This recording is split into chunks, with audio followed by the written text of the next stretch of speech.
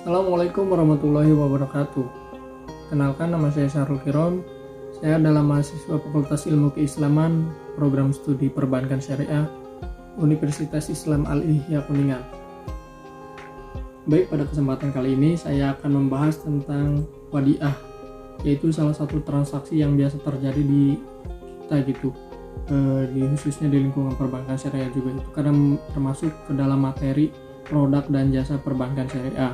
Mungkin kita juga sering praktik gitu, sering melakukan transaksi tersebut, cuman kita hanya belum mengetahui namanya gitu. Jadi kali ini saya akan membahasnya gitu.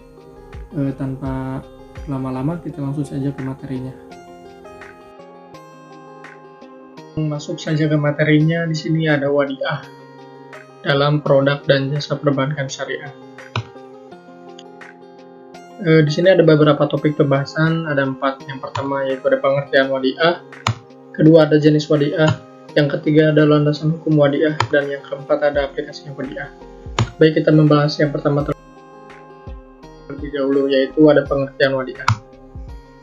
Wadiah dalam bahasa fikih adalah barang titipan atau memberikan. Juga diartikan itta'u al-mal ya'dahu wa fi qabulihi, yaitu memberikan harta untuk dijaganya dan pada penerimanya gitu. Karena itu istilah wadiah sering disebut sebagai ma'udia inda ghair maliki liya'duhu, yang artinya sesuatu yang ditempatkan bukan pada pemiliknya supaya dijaga gitu. Secara kumulatif, wadiah memiliki 2 pengertian. Yang pertama, pernyataan dari seseorang yang telah memberikan kuasa atau mewakilkan kepada pihak lain untuk memelihara atau menjaga hartanya. Kedua, sesuatu harta yang dititipkan seseorang kepada pihak lain untuk dipelihara atau dijaga gitu. Jadi intinya wadiah itu semacam akad, kayak kita menitipkan sesuatu gitu kepada orang yang kita percaya gitu, atau kita amanahkan untuk menjaganya. Terus di sini ada jenis-jenis wadiah. Akad berpola titipan atau wadiah ada 2, yaitu wadiah yad amanah dan wadiah yad damanah. Pada awalnya wadiah muncul dalam bentuk yad amanah atau tangan amanah gitu, yang kemudian dalam perkembangan memunculkan yad damanah atau tangan penanggung. Dalam Islam, wadiah dapat dibedakan menjadi 2 macam, yaitu ada wadiah yad amanah dan wadiah yad damanah.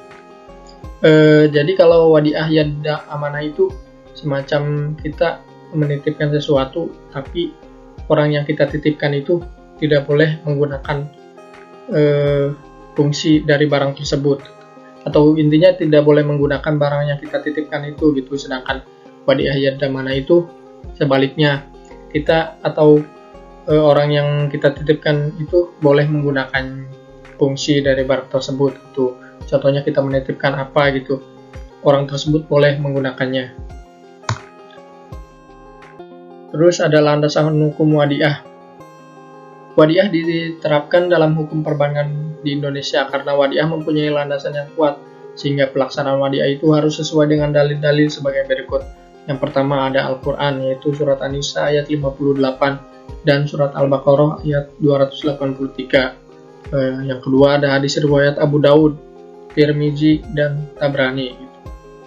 Di landasan hukum wadiah itu cukup kuat ya, sehingga hukumnya di perbankan Indonesia itu kuat karena memiliki 2 fondasi, yaitu yang pertama Al-Quran dan hadis itu, yang mana kita tahu sendiri gitu, yang mana Al-Quran dan hadis itu suatu pedoman bagi kaum muslimin atau umat Islam di Indonesia khususnya. Terus di sini ada aplikasi wadiah. Yang pertama ada wadiah yad amanah, yaitu contohnya merupakan titipan murni di mana barang yang dititipkan tidak boleh digunakan atau diambil manfaatnya oleh penitip, dan sewaktu dititipkan dikembalikan harus dalam keadaan utuh, baik nilai maupun fisik barangnya. Serta jika selama dalam penitipan terjadi kerusakan, maka pihak yang menerima titipan tidak dibebani tanggung jawab. Sedangkan sebagai kompensasi atas tanggung jawab pemeliharaan, dapat dikenakan biaya gitu. Contohnya di sini ada harta benda, dokumen gitu. Terus di sini ada wadiah yad-damanah gitu. Dengan karakteristik yaitu merupakan pengembangan dari wadiah yad al-amanah yang disesuaikan sebagai aktivitas perekonomian. Penerimaan titipan diberi izin untuk menggunakan dan mengambil manfaat dari titipan tersebut. Penyimpan mempunyai kewajiban untuk bertanggung jawab terhadap kehilangan atau kerusakan barang tersebut. Contohnya di sini ada giro atau tabungan dan lain-lain.